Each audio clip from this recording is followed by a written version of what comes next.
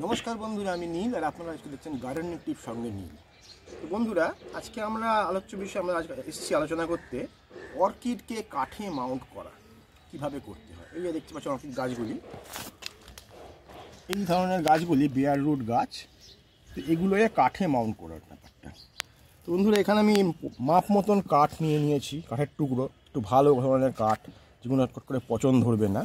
আর এখানে আমি ছাড়িয়ে নিয়েছি কি ছোবড়া, নারকোল ছোবড়া আছে না, এই নারকোল ছোবড়া, এই নারকোল ছোবড়া থেকে আমার উপরের ছিলকাগুলোকে ছাড়িয়ে নিয়েছি। আমি এরকমভাবে ছাড়িয়ে নিয়েছি।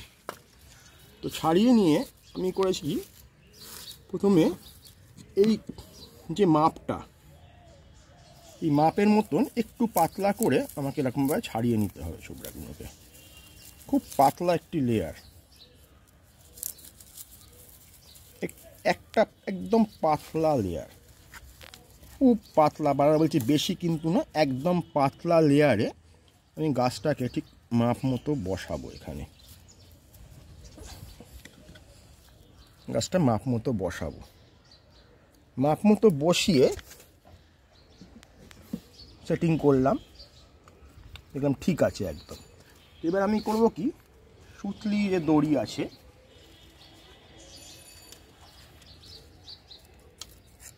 এই গাছটি খুব ছোট গাছ, সেই জন্য আমি প্রথমে গ্যালভানাইজ তার বা ওই ঝামেলায় যাবো না মান করার জন্য, পরবর্তী কাজে আসবে।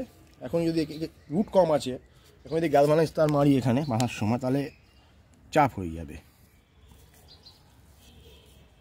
তো এমন জায়গা দিয়ে বাঁধবো আমি যাতে করে, বাঁধাটা কোথায় হবে, বাঁধাটা কিন্তু খুব ভাইটাল জিনিস। বাঁধাটা হবে হচ্ছে গাছটির একদম তলার দিকের রুট পোর্শনে একটা প্যাচ পড়বে, এই পোর্শনে, এই একদম তলায় একটা, এই রুটে ওইখানে একটা প্যাচ পড়লো। আর পড়বে কোথায়,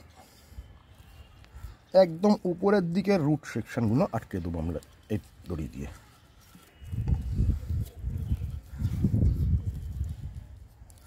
একদম উপরের যে রুট আছে ওইটা টাইট করে আটকে দেবো আমরা। কখনোই আমরা কিন্তু এই মাঝখান দিয়ে এভাবে টাইট করে বাঁধার চেষ্টা করব না এই যে ছোটো ছোটো গাছে। সেটা করার একটা সময় বা অন্যরকম গাছ আছে, এই গাছটার ক্ষেত্রে আমি করলাম না। এই তলার দিকের রুটটা আমি বাঁধলাম, আর এই উপরের দিকে রুটটা আমি ইয়ে করলাম, করে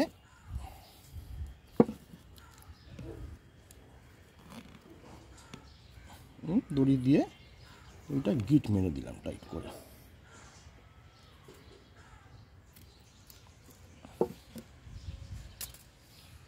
তো এই হলো, গাছটি টাইট হয়ে বসে রয়েছে, দেখুন একদম টাইট।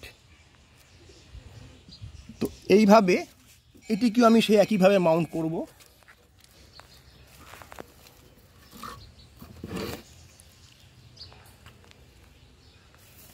এর জন্য একটু ট্যাকটা বড় কাঠ রেখেছে, শিকড়টা দেখে অনুযায়ী, গাছ অনুযায়ী।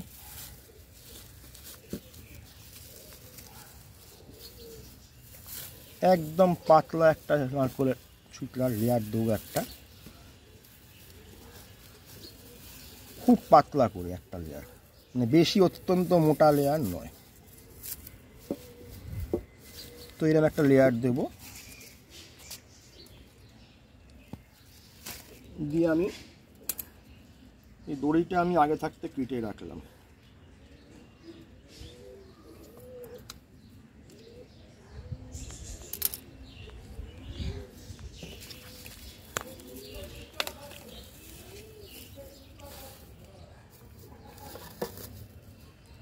আমি গাছটাকে ঠিক মাপ করে বসাবো, কোথায় বসালে একদম ঠিকঠাক হবে।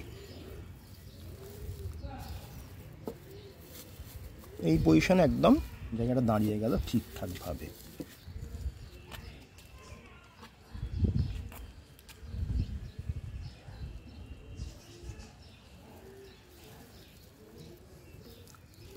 এবার আমি একদম তলার যে রুটে দিয়ে ওই শিকড়ের ওখান থেকে গাছটাকে ধরে একটা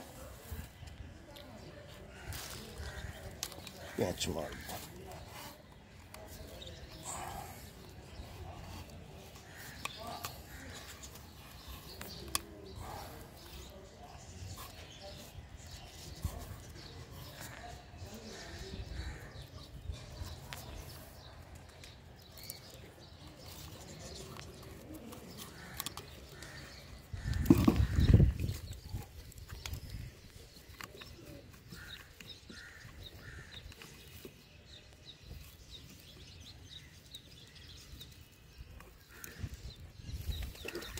তো আমরা মোটামুটি গাছটি দেখুন শক্ত বক্ত টাইট হয়ে গেল, ঠিক আছে, শক্ত টাইট হয়ে গেল। তো দেখলাম আমরা গাছটির উপরের দিকে একটু ব্যালেন্সের অভাব হচ্ছে, তো আমরা কি করব, একটা পার্মানেন্ট মারবো।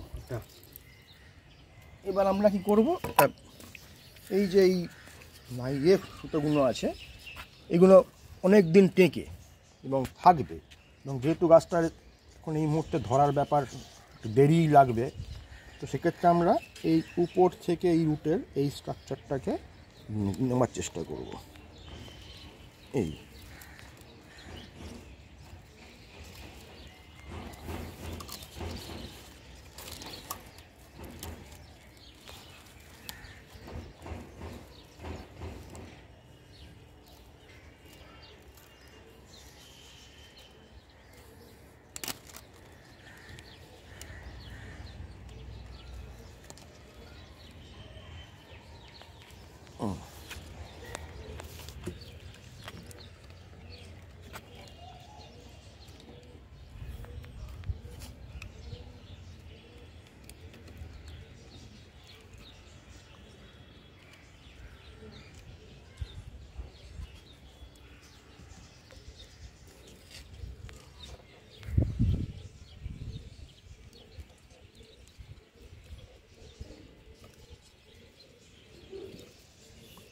তো আমরা এই করলাম ব্যাপারটা। তো দেখা গেল একদম গাছটি টাইট হয়ে গেল।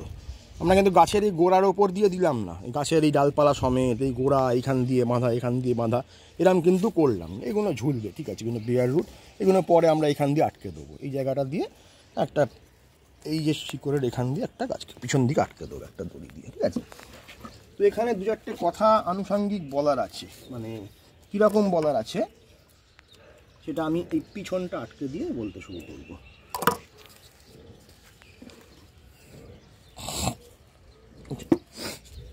আনুষঙ্গিক কথা কিরম আছে, আমরা এই যে মাউন্টটা করছি, তো এই মাউন্টের উপরেই সেই এতগুলো শিকড় রয়েছে, এর উপরেও তো আমরা ছোবড়া এরকম দিতে পারতাম, তলায় ছোবড়া না দিয়ে উপরে ছোবড়া দিতে পারতাম এরমভাবে কাঠের ওপরে রেখে।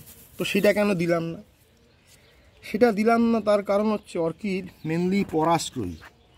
অর্কিডের রুট বা শিকড়গুলো অন্য একটা গাছকে অবলম্বন করে ধরে রাখে, আর কিছু রুট আছে এরিয়াল রুট, শিকড় বেরিয়ে থাকে, সেগুলো দিয়ে খাবার সংগ্রহ করে।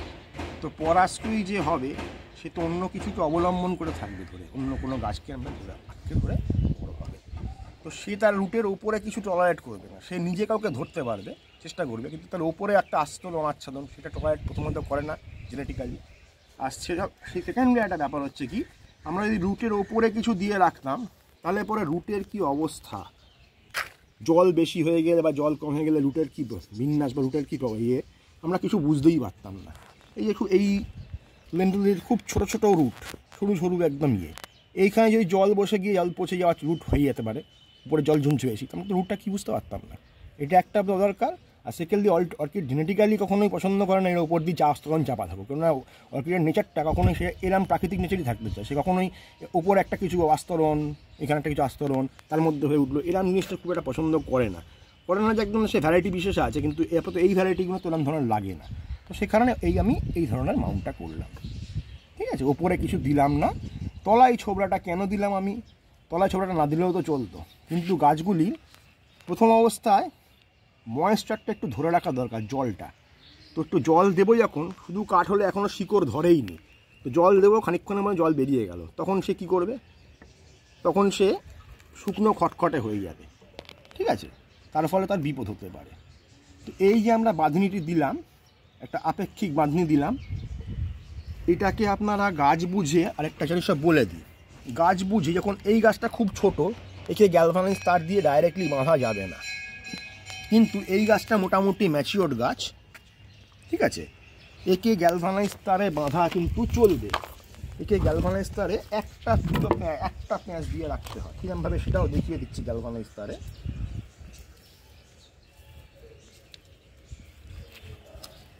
এই যে গ্যালভানাইজ তার দেখা যাচ্ছে, এটা অ্যালুমিনিয়াম তার হলে আরও ভালো হয়, অ্যালুমিনিয়াম তার আমার কাছে এই মুহূর্তে নেই, যতটুকু ছিল আমি কালকে খরচ করে ফেললাম অন্যান্য গাছে। ঠিক আছে,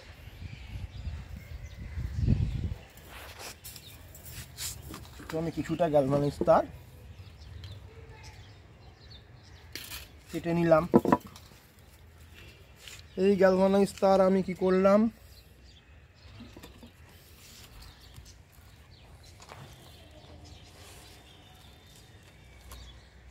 পিছনে অতটা নিয়ে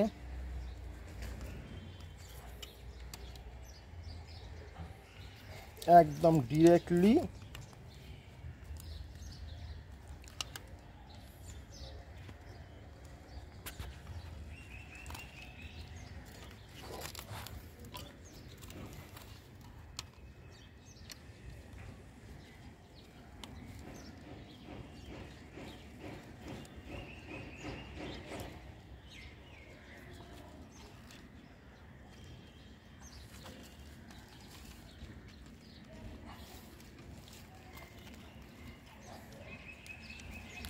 এইখানে একটা ফুল টাইট মারলাম।